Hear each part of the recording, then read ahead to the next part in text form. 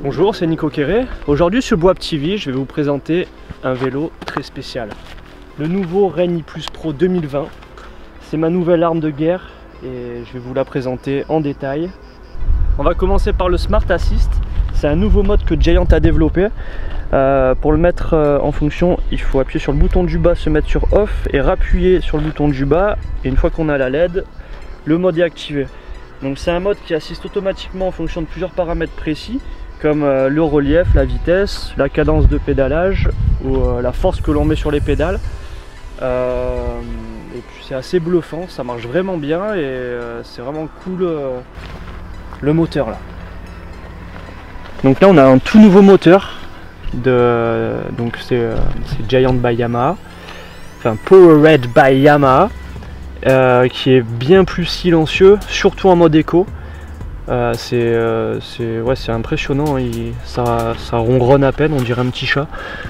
Et il est super agréable à rouler, c'est onctueux comme de la crème quoi.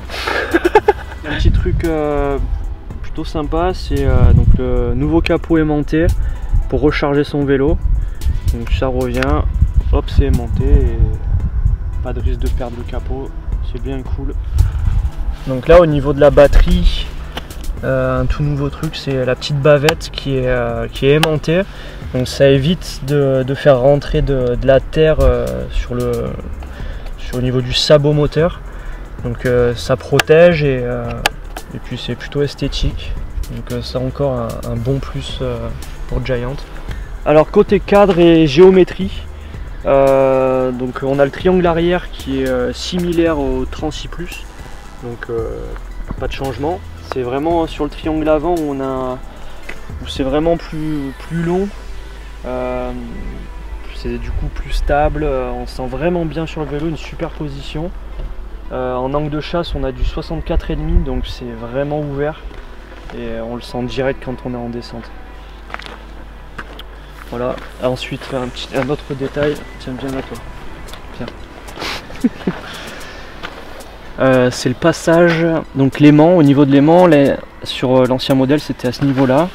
Et là, ils l'ont carrément intégré à l'intérieur, au niveau du cadre à l'intérieur, et l'aimant se situe sur le disque.